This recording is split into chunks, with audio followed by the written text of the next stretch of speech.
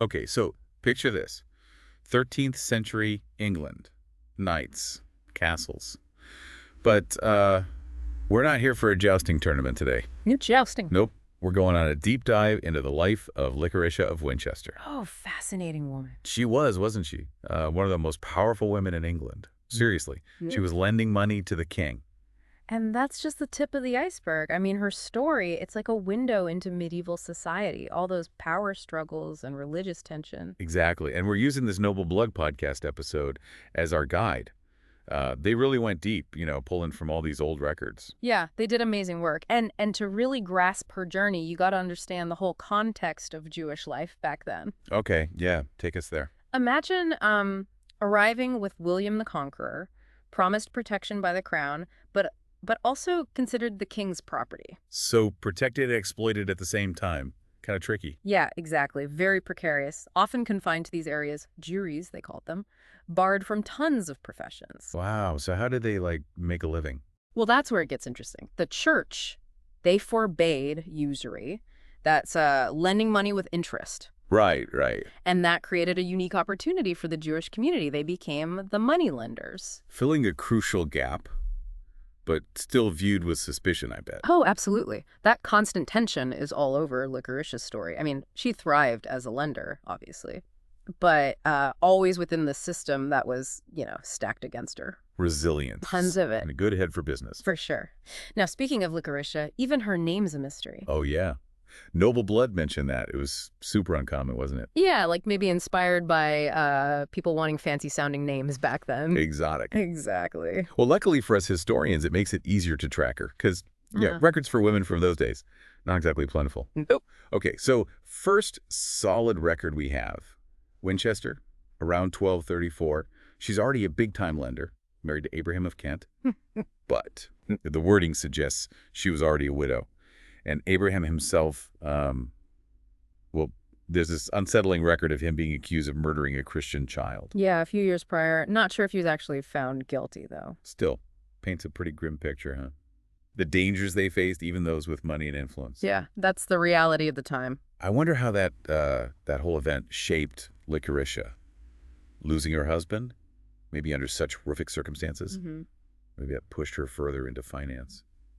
To secure her future. It's possible. The episode talks about how Jewish women often learn the trade from their families or husbands. They could inherit businesses, be key players in these, medieval banking families. With the women often running the show. Exactly right. Strong women. And that brings us to Balia of Winchester. She was close to Licoricia, right? Like a friend and business partner. Oh, absolutely. And their stories are so similar. Balia's husband also died young. She took over his lending business, and boom, huge success. Sounds like they were both breaking those societal barriers, building empires in a man's world. Trailblazers, for sure.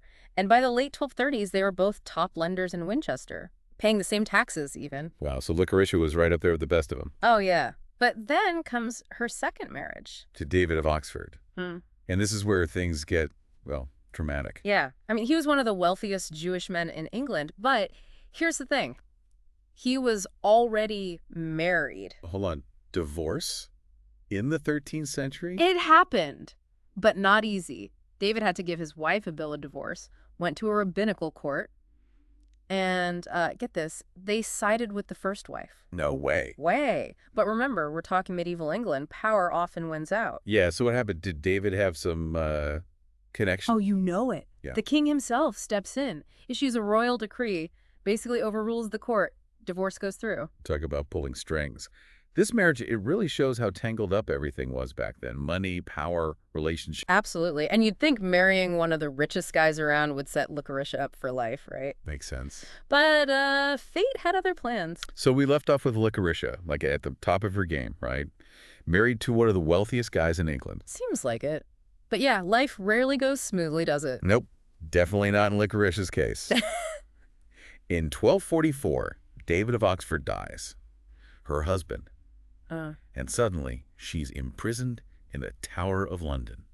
The Tower of London. Yeah, it sounds dramatic, doesn't it? Dramatic. It's terrifying. What does she do? Well, it wasn't like a crime she committed. It was common practice to imprison wealthy Jewish widows. Really? Yeah, Don't forget, they were considered the king's property, so when their husbands died, all their stuff technically went back to the king. I mean, can you imagine that? You build this whole life, this fortune, and then, boom, you're imprisoned because your husband dies. It's just a completely different world, right? And it really shows how vulnerable the Jewish community was, even the wealthy ones.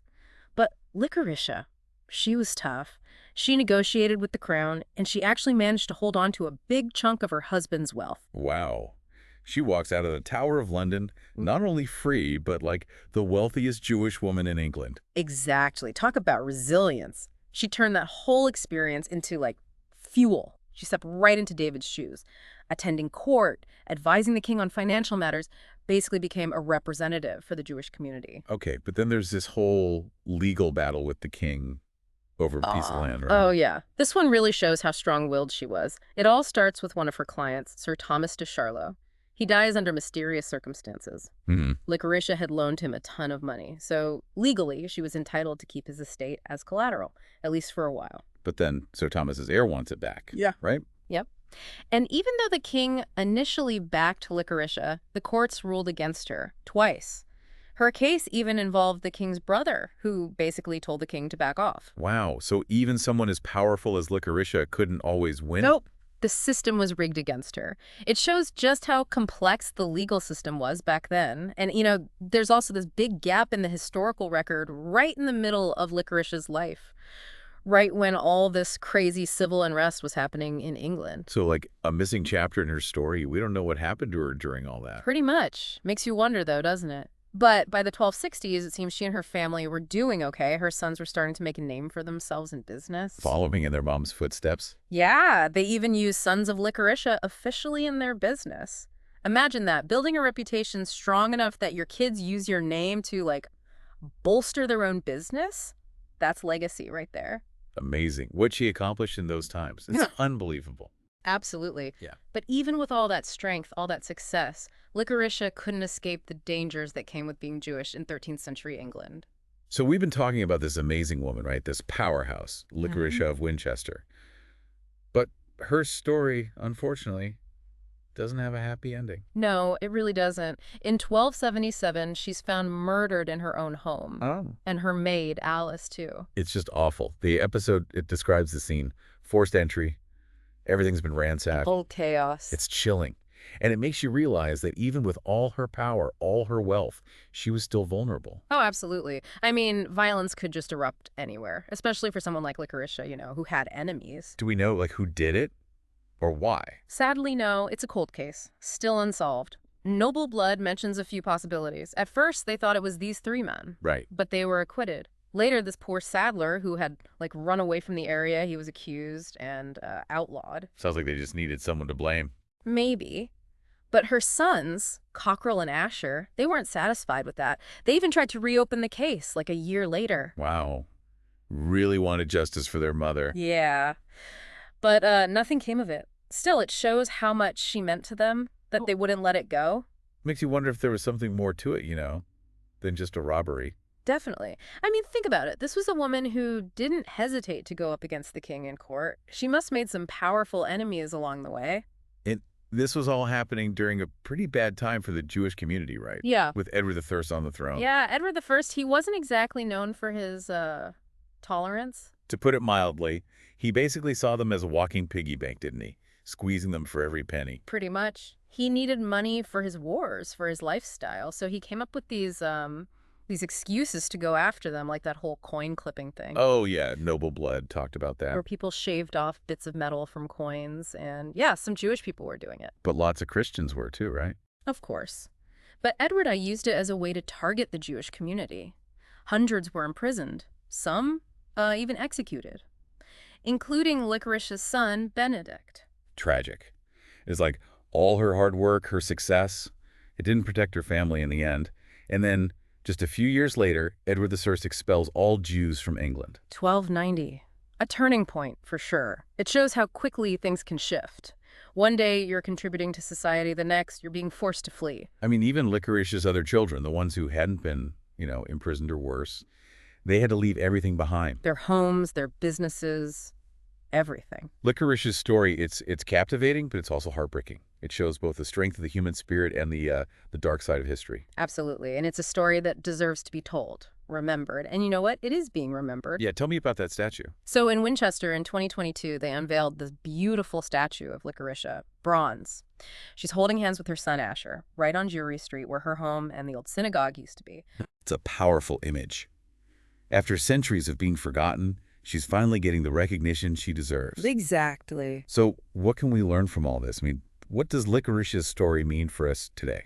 I think it's a reminder that history is full of these incredible people who face challenges we can barely imagine, and yet they persevered. They built lives. They made a difference. And it reminds us that prejudice and hate, they've always been around. But so has resilience and the fight for justice. Yeah. If you want to learn more about Licoricia's life, definitely check out the Noble Blood episode. They did a fantastic job bringing her story to life. Couldn't agree more. And hey, if you enjoyed this deep dive, be sure to subscribe to our show for more. We're always uncovering fascinating stories from history. Until next time, keep exploring, keep learning, and keep those questions coming.